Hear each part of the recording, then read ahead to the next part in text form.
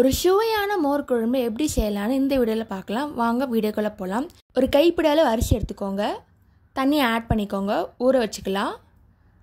2 spoon தனியா, 2 மிளகா, 1/4 spoon வெந்தயம், அரை தேங்காய், தாளிக்கிறதுக்கு சீரகம், உளுத்தம்பருப்பு, கடுகு, கருவேப்பிலை, மிளகா, தயிர் எடுத்துக்கோங்க. நல்லா க்ரீமி டெக்ஸ்டரில் இருக்கணும். இந்த மாதிரி இருக்கணும், திக்காக இருக்கணும். இப்போ இந்த தயிரில் கொஞ்சமாக மஞ்சத்தூள் ஆட் பண்ணுறோம். அப்புறம் உப்பு ஆட் பண்ணிக்கோங்க. நல்லா மிக்ஸ் பண்ணிக்கோங்க. நெக்ஸ்ட்டு பேன் எடுத்துக்கலாம். எண்ணெய் ஆட் பண்ணிக்கோங்க.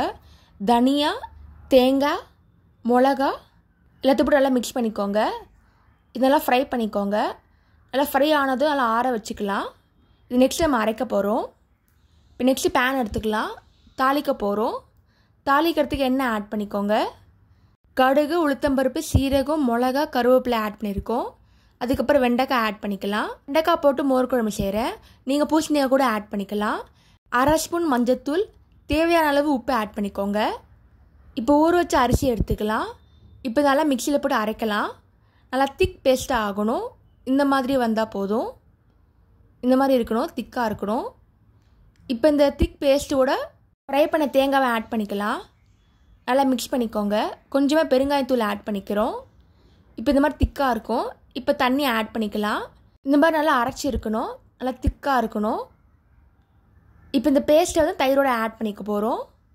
இப்போ தயிரில் ஆட் பண்ணிக்கலாம். எல்லாத்தையும் சேர்த்து மிக்ஸ் பண்ணிக்கோங்க.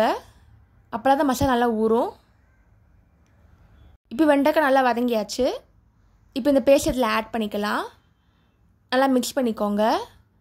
நல்லா கொதி வரணும். இந்த மாதிரி சுவையான மோர் குழம்பு ரெடி ஆகிடுச்சு. நீங்களும் ட்ரை பண்ணி பார்த்துட்டு எப்படி இருக்குன்னு சொல்லுங்கள்.